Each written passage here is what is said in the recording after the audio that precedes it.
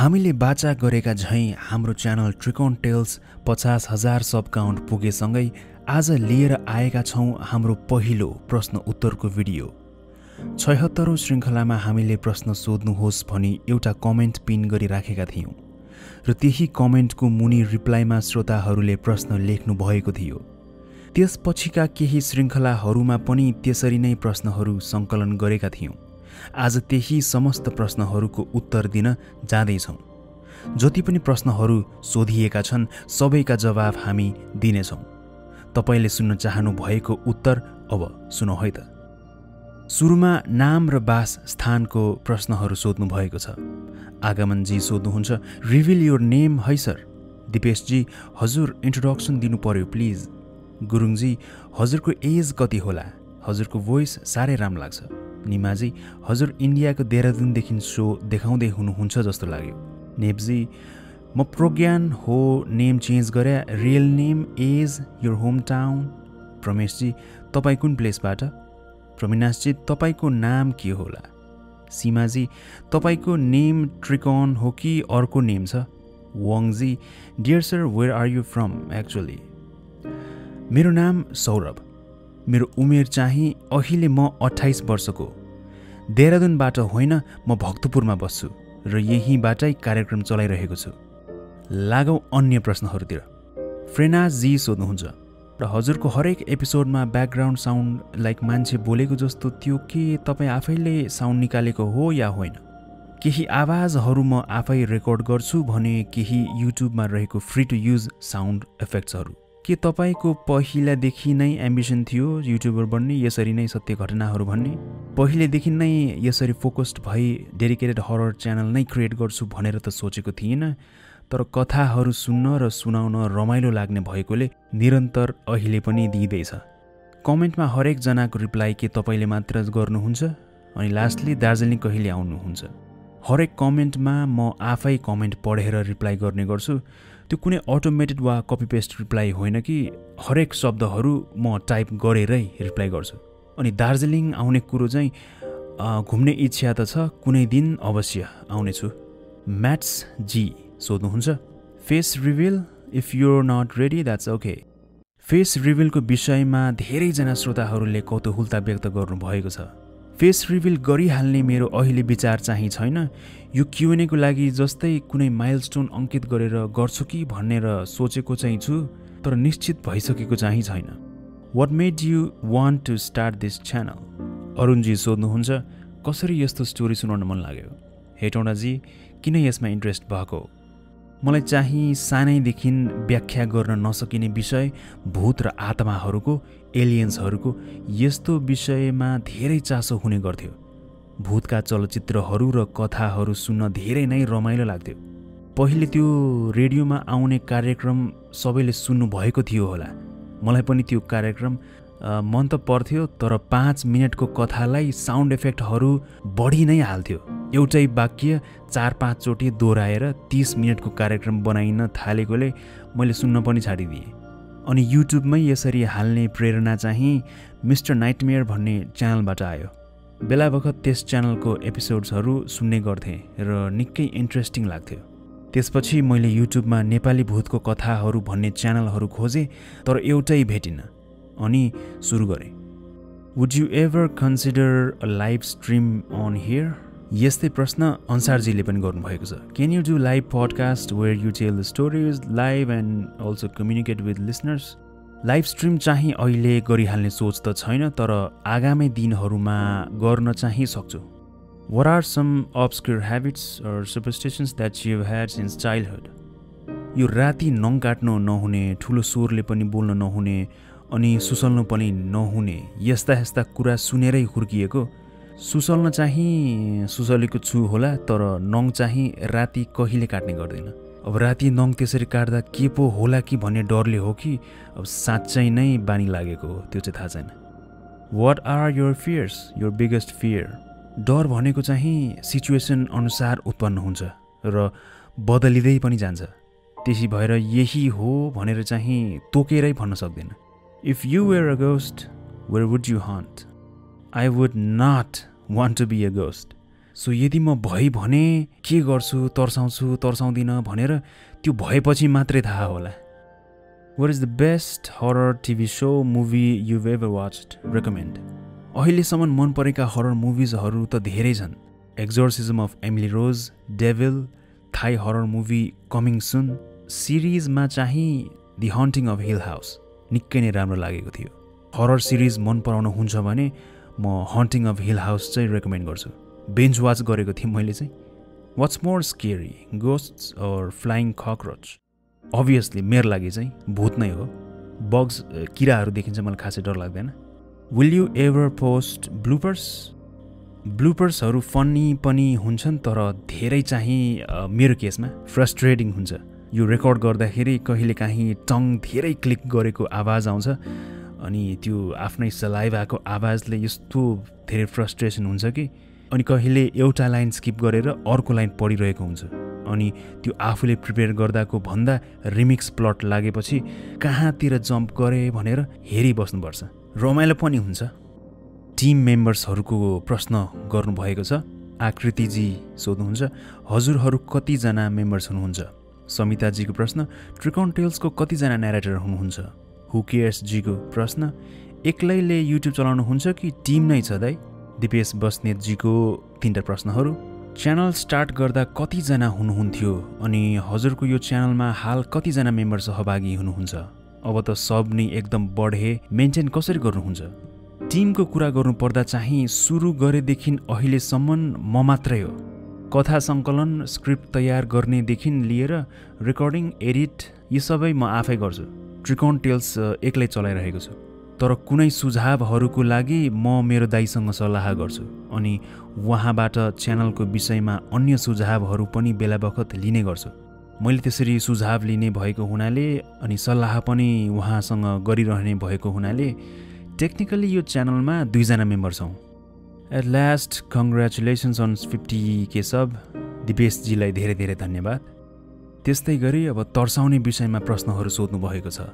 आरतीजी सोध्नुहुन्छ, हजुरलाई कहिले तर्साउन दिएको छ यस्तो डरलाग्दो स्टोरीहरू सुनाउनु हुँदै गर्दा? अरुणजी, दाइ while making such story or during recording कुनै प्यारानर्मल एक्टिभिटी फिल भएको छ? डेथ हेभनजी सोध्नुहुन्छ, हजुरलाई कहिले काहीँ भिडियो गराउँदा तर्साउने गरेको छ कि नै? दिपेशजी, हजुरसँग घटेको एकदम डरलाग्दो र सत्य घटना भन्नुहोस्, मेरो नाम मेन्सन गरेर भन्नुहोस् भन्नुभएको छ। दिपेश कलुङ मगरजी। किस्मतजी, तपाईँले वास्तविक जीवनमा यस्तो कुनै घटना भएको छ कि नै जस्तै केही कुराले तर्सायो? मुनाजी, तपाईँले यतिका स्टोरीहरू भन्नुहुन्छ, कहिले तपाईँ यस्तै आफ्नो रियल लाइफमा रिलेट गरेर इमेजिनेसन गर्नुभएको छ अर तर्साएको छ? रोमिलजी, when are you going to share your own horror stories? सन्तोषजी, रातमा आफ्नो भिडियो हेरेर आफै तर्सिनु भएको छ कि छैन? अनेस्टली भनौँ त। सीमाजी, do you get scared after reading your stories? सृजनाजी, मलाई एउटा एपिसोड सुन्दा त डर लाग्छ, तपाईँ जहिले यसरी आफैले कथा भन्दा डर लाग्दैन? सुनिशाजी, स्टोरीहरू सुनेपछि हजुरले त्यही कुरा सपनामा देखेर डराउनु भएको छ कि छैन? कथा सुनाउँदै गर्दा तर्साएको त छैन, तर आफ्नै कारण तर्सिएको चाहिँ छु। कुन एपिसोड चाहिँ ठ्याक्कै याद भएन, तर एउटा एपिसोडको लागि रेकर्डिङ गर्दै थिएँ। यस्तै राति 11 बजिरहेको थियो अनि एकदम ध्यान दिएर रेकर्ड गरिरहेको बेला टेबलमा रहेको त्यो खै के को बट्टा थियो, त्यो तल खस्यो। म झसङ्ग भई एकछिन यताउति हेरेँ। त्यसपछि डर भन्दा पनि हाँस चाहिँ उठ्या थियो।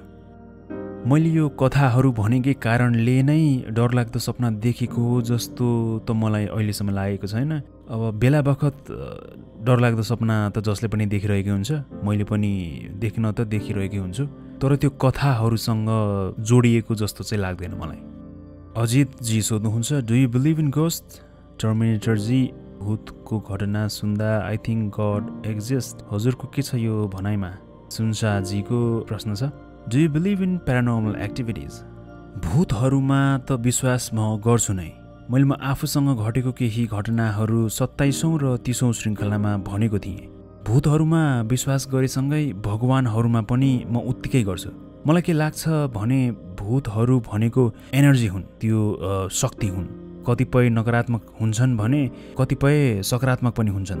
हाम्रो दिमागले पनि हाम्रो वरिपरि त्यस्तै शक्तिहरू फैलाइरहेको हुन्छ, जसलाई भाइब्रेसन पनि भनिन्छ। तपाईँ कोही रिसाइरहेको मान्छे वरिपरि बस्नुभयो भने उसँग कुरा गरे तापनि वा नगरे तापनि उप्रति ध्यान नदिए तापनि तपाईँलाई पनि बिस्तारै आफै रिस उठ्ने सम्भावना धेरै हुन्छ। मन्दिरमा जाँदा मनमा एक किसिमको आनन्द आउने कारण पनि यही नै हो। सबैजनाले सकारात्मक सोची आफ्नो सकारात्मक भाइब्रेसन फालिरहेका हुन्छन्। त्यही भएर तपाईँ जुनसुकै धर्म मान्नुहोस्, आफूले रुचाउनु भएको भगवानलाई सम्झिनु भयो भने भूतले तर्साउला कि भन्ने डर मनमा आयो भने भगवानप्रति मन लगाउनुहोस्। केही हदसम्म भए पनि मद्दत मिल्छ। मलाई चाहिँ यस्तो लाग्छ। What is your personal favourite episode so far? Personal favourite episode चाहिँ ललितपुरको काँचो पिचास अनि निजगढको कम्बलको घटना। ती घटनाहरू चाहिँ पढ्दाखेरि नै जिउ सिरिङ्ग भएको थियो। What kind of feeling do you get while narrating? Have you ever felt like the spirit is watching over you while narrating the stories? भूत वरिपरि भएको जस्तो त म सोच्दिनँ। त्यो सोच्नु पनि हुँदैन। कहिलेकाहीँ चाहिँ कोही छ कि जस्तो त्यो लाग्छ। अब त्यो त जसलाई पनि लाग्छ, तर मैले अघि न भने चाहिँ मेरो ध्यान भगवानप्रति यस्तो कुरा आयो भने गइहाल्छ। भगवानले चाहिँ मलाई आफ्नो दृष्टिमा राख्नु भएको छ भनेर म ढुक्क हुन्छु। अलि लामो समयको श्रृङ्खला बनाउँदा चाहिँ तपाईँले भन्नुभएको चाहिँ स्ट्रेस फिल हुन्छ, किनभने कतिपय लाइनहरू बोल्दा कहिले जम्प गरी अर्को लाइनमा गइन्छ त कहिले एउटा भावमा बोल्नुपर्ने हुँदा त्यस भावमा नबोलेको कारणले फेरि रिपिट बोल्नुपर्ने हुन्छ। त्यही भएर समय चाहिँ लाग्छ नै। मेरो यस च्यानलले तपाईँको डिप्रेसन र स्ट्रेसलाई केही हदसम्म कम गर्न हेल्प गरेको सुन्दा चाहिँ साह्रै खुसी लाग्यो। एलिसाजीको केही प्रश्नहरू छन्। च्यानलको नाम ट्रिकोन टेल्स नै किन राख्नुभयो? च्यानलको नाम मैले ट्रिकोन टेल्स नै किन राखेँ भने सुरुमा मैले यो च्यानल यहाँ नेपाली मात्रै नभई अङ्ग्रेजी भाषामा पनि कन्टेन्टहरू राख्छु भन्ने सोचेको थिएँ। अनि हरर जनरमा मात्रै सीमित नभई अरू पनि गर्छु कि भनेर त्रिकोणात्मक हिसाबले, यानि कि ट्रायङ्गुलर हिसाबले, मल्टिपल साइडहरूको हिसाबले सोचेको थिएँ।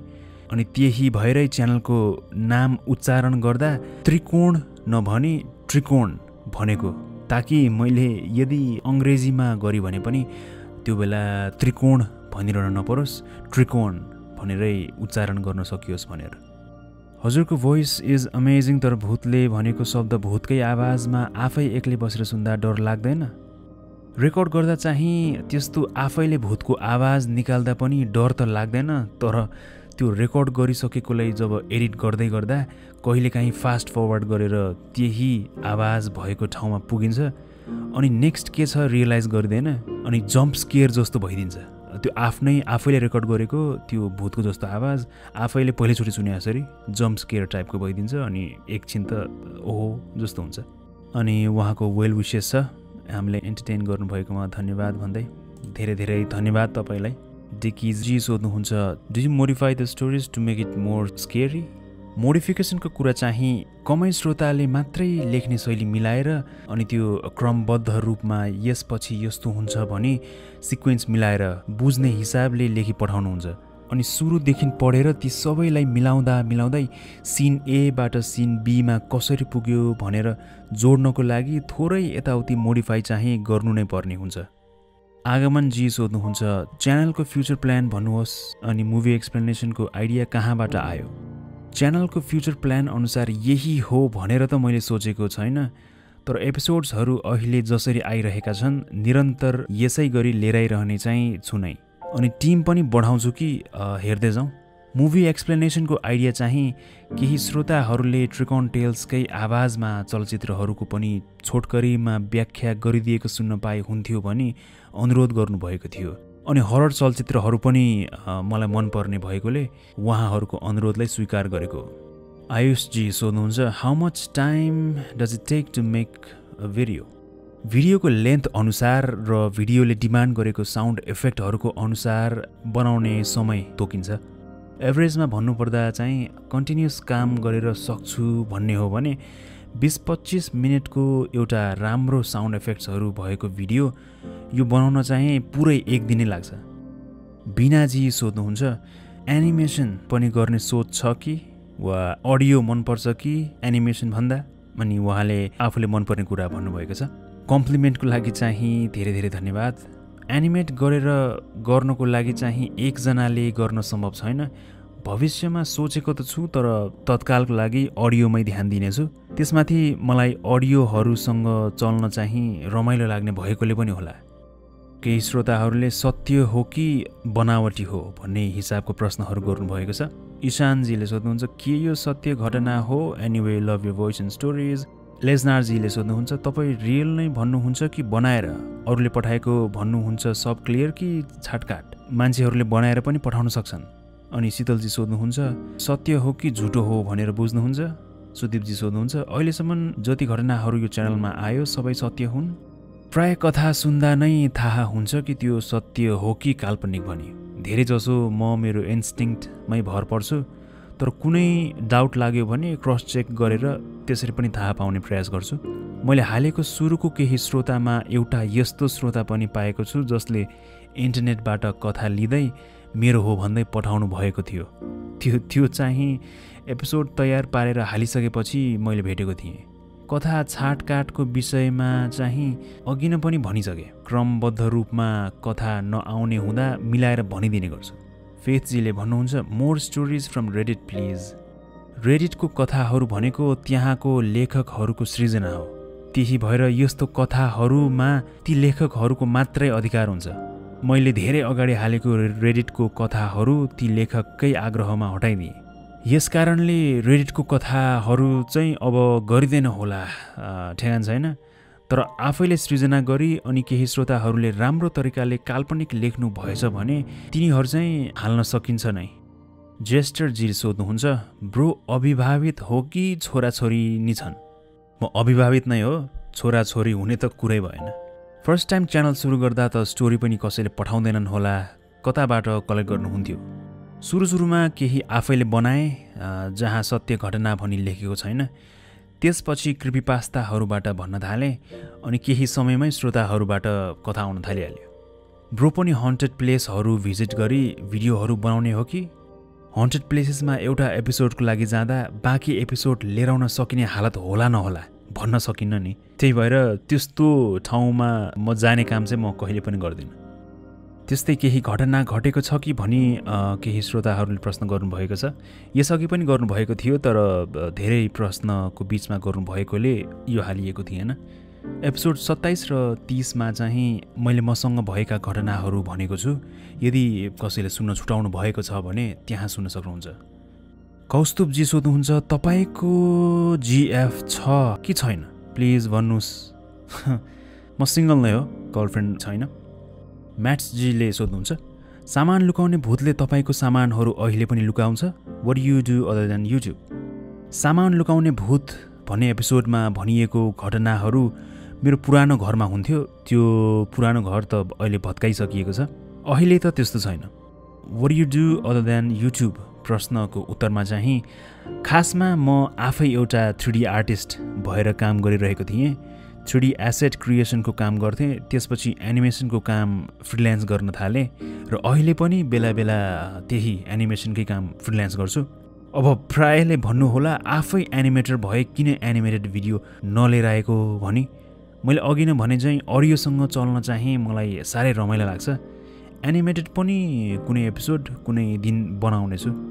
रविनजीले सोध्नुहुन्छ तपाईँलाई यहाँसम्म आइपुग्न कस्तो कस्तो दुःखहरू भोग्नु पर्यो, कतिको स्ट्रगल गर्नु पर्यो, घरबाट केही भन्नुहुन्छ कि हजुरलाई यस विषयमा? जति पनि सब्सक्रिप्सन अहिले छ, जति पनि श्रोताहरूले हेरिरहनुहुन्छ, यो सबै रातारात भएको चाहिँ होइन।